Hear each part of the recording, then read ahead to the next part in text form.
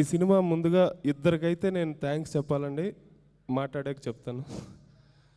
ముందుగా హీరో గారికి నిజంగా అసలు ఇచ్చిన ప్రతి పాటని స్క్రీన్ మీద అంత అందంగా వచ్చిందంటే హీరో గారు ఆ ఎనర్జీ లెవెల్స్ అసలు నేను ఎక్స్పెక్ట్ చేయలేదు, చాలా బాగా చేశారు.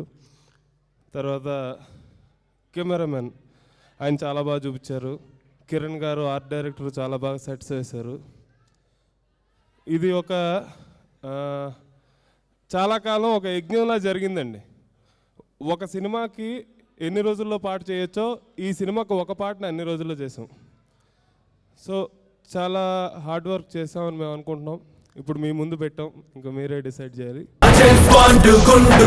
సూపర్ నీ మాటలో స్పీడు సర్రైనోడు